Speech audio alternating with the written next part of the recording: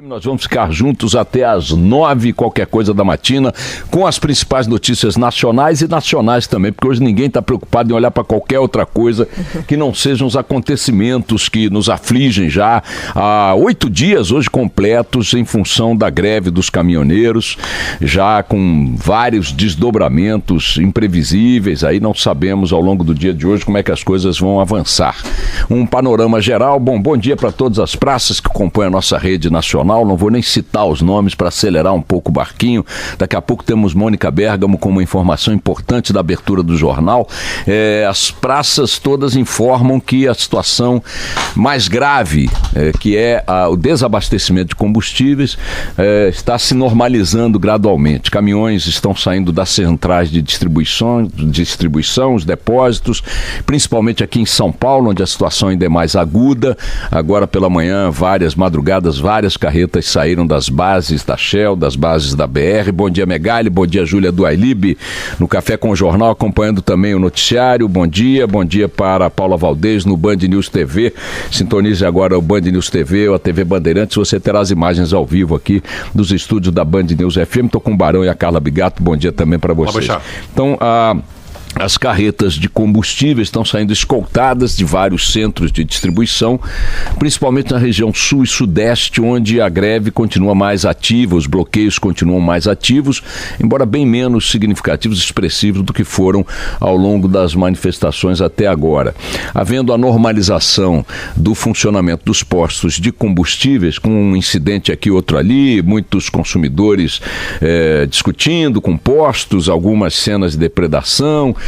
Segundo notícias, alguns caminhoneiros até ameaçando postos que estão vendendo combustíveis, ou seja, o pessoal mais enlouquecido, mais insano aí da paralisação, partindo para a violência contra postos que estão vendendo combustíveis. Mas o fato é que no seu conjunto a tendência é que ao longo do dia de hoje os postos já estejam funcionando em grande número ou em número significativo, e aí possam cumprir aí a função de permitir que a frota de veículos circule pelo país, garantidas estando, como já estão, a circulação de ônibus, a circulação de viaturas policiais, ambulâncias, enfim, bombeiros e outras de serviços essenciais como o lixo e tudo mais. O movimento vem perdendo fôlego, porque é inevitável que perdesse pelo próprio desgaste da permanência de qualquer movimento de paralisação, onde os seus atuantes, os personagens também precisam voltar à labuta. Os caminhoneiros, na sua quase totalidade, são trabalhadores que não têm salário assegurado no fim do mês, precisam rodar para poder ter renda para levar para casa, e é natural que depois de um certo tempo o movimento começasse a apresentar sinais de fadiga, era inevitável. O mais importante é que agora, com essas saídas de carretas dos terminais de combustíveis, a gasolina e o etanol e também o diesel comecem já a ser vendidos normalmente numa grande rede de postos. O que persiste ainda, para a perplexidade de muita gente, preocupação também, são as consequências da ausência original de um governo.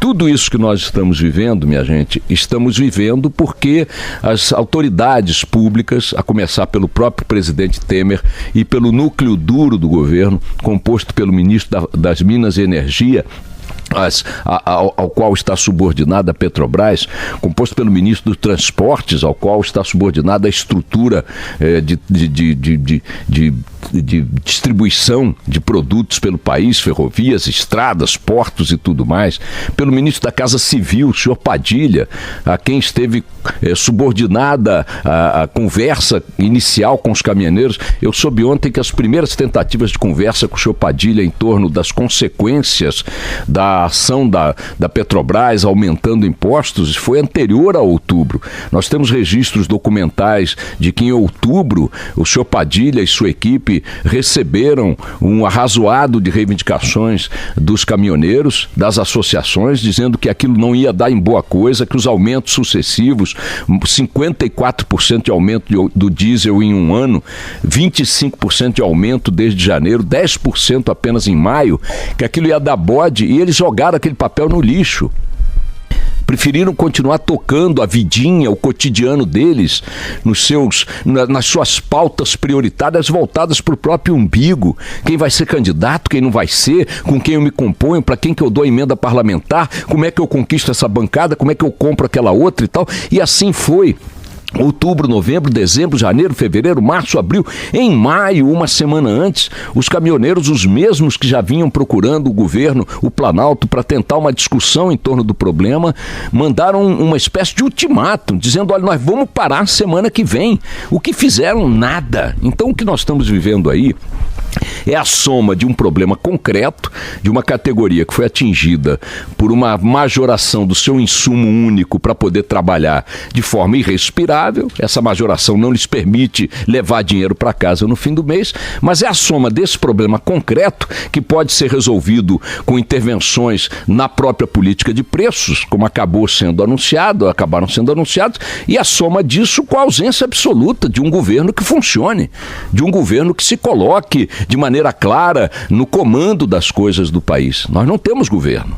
É o desgoverno absoluto. O governo não existe. Está tocando aí o dia a dia para tentar chegar ao seu fim constitucional no fim do ano, depois das eleições e tudo mais, e tomara que essa agenda da democracia consiga prosperar, porque nós precisamos preservar o que ela tem de mais valioso, que é a eleição prevista para outubro. E no meio dessa confusão, dessa bateção de cabeça, é evidente que as ações que o governo anunciou e que contemplam a maioria das reivindicações dos caminhoneiros, considerando a forma como o protesto acabou ganhando corpo, incorporou ou exacerbou posições as mais variadas num ambiente de lideranças pouco claras, de lideranças difusas. Sem liderança, com muita adesão num setor estratégico como a distribuição de bens, é claro que ia dar nessa bafafá que ainda estamos vendo na manhã de hoje, 8º dia da greve, depois de contempladas e atendidas pelas ações do governo, praticamente todas as reivindicações dos caminhoneiros. E aí sobrevivem, motivando ainda grupos paradistas aqui e ali, as pautas mais malucas, mais amplas, mais difusas, mais confusas que vocês possam imaginar.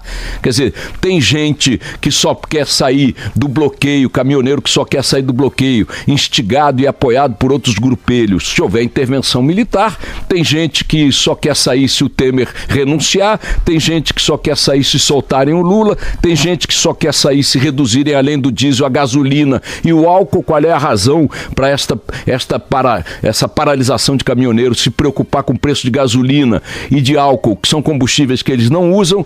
Tem gente que quer, enfim, uma revolução no preço da chicória. Vejam o que essa senhora declarou ontem para uma reportagem da TV Globo. Ouçam aí. Andei 4 hortifruti atrás da minha chicória, pasma fiquei. Quando eu consegui encontrar, era murcha, desaguada. Coitadinha da minha chicória, coitada de mim. R$4 uma chicória. Onde nós vamos parar?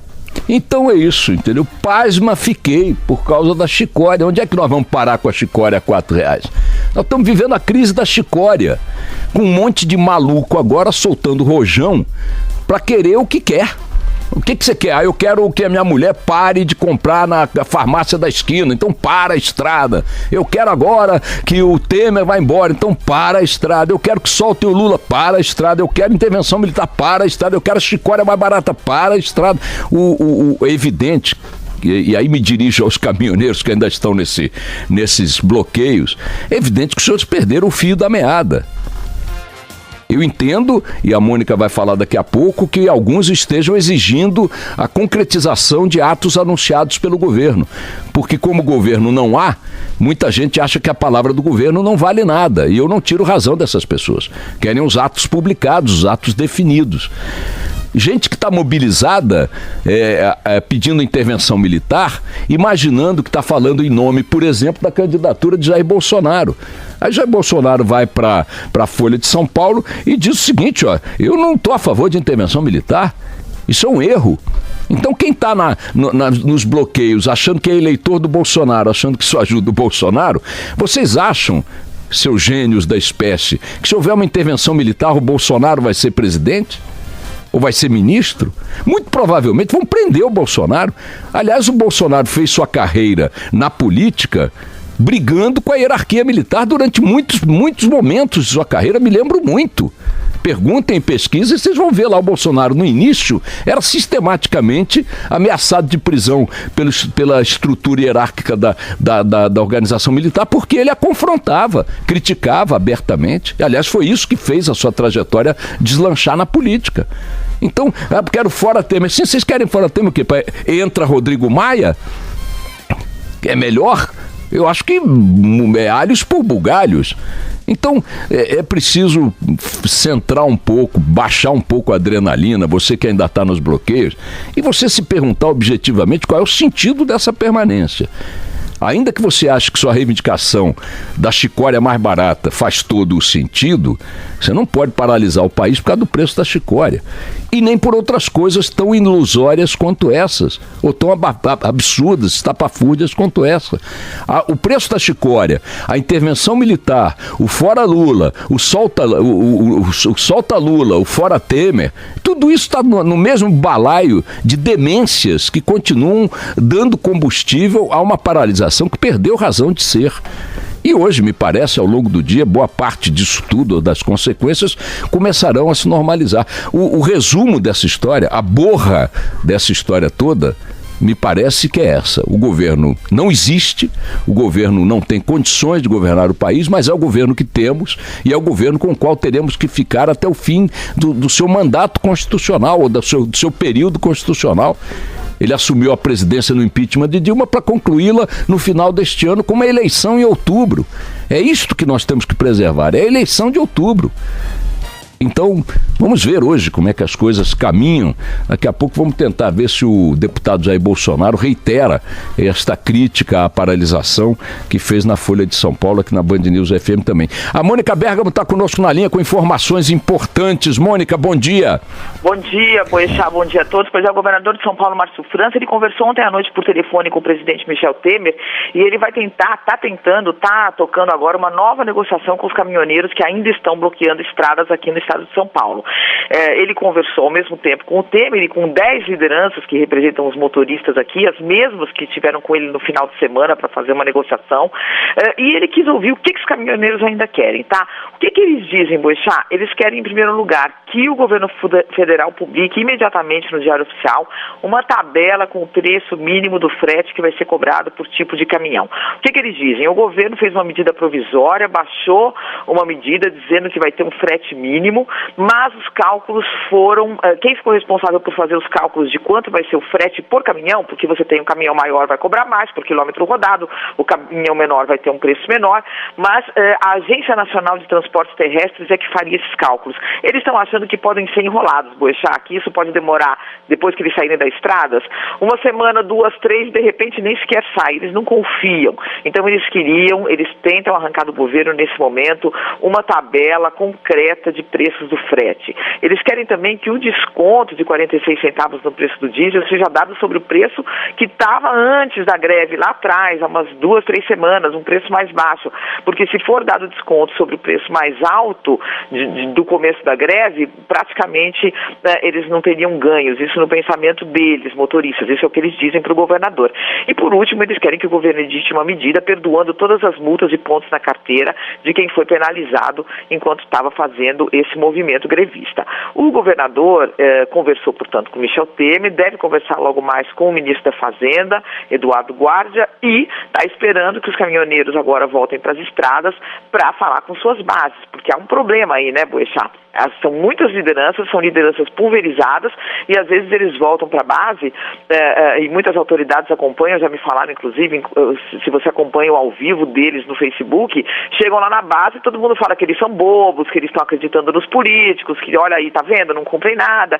Então não é tão fácil assim também na base você convencer os caminhoneiros a acreditar nas autoridades. Agora, é o que você está falando, quer dizer, o movimento já está sofrendo um desgaste natural, né? Já deve ter família de caminhoneiro passando por dificuldade também aí pelo Brasil, né? Com falta de comida, com falta de transporte, com problemas de medicamentos em hospitais, então você acaba tendo um desgaste natural. Mas uma última tentativa aí do governador de tentar fazer esse meio de campo para ver se isso termina mais rapidamente, se o movimento não morre aí por desgaste, mas sim que pare tudo mais rapidamente e que a vida volte ao normal. Lembrando que a negociação que ele fez no fim de semana com os caminhoneiros, o presidente Michel Temer não deixou ele anunciar, né? Deu ali fez um desvio ali, mas acabou anunciando boa parte delas na noite do domingo. No entanto, foram consideradas insuficientes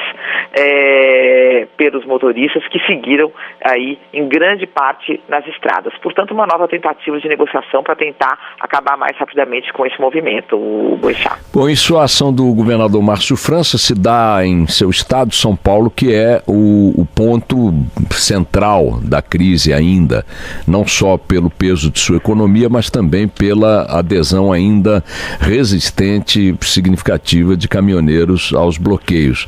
Ontem, no panorama feito pela NTT, a informação é de que a questão da distribuição de produtos no norte, no nordeste e centro-oeste caminhava já para uma normalização plena, mas persistiam os problemas na região sul e sudeste, concentradamente em São Paulo. Portanto, é importante que essas negociações evoluam. Veja, Mônica, como é que é uma questão de lidar com um interlocutor no qual você não confia, cujo poder de efetivar o que diz parece não existir. O que eles querem? Estão dizendo o seguinte: você me deu 46 centavos de redução? Deu. Sobre que preço?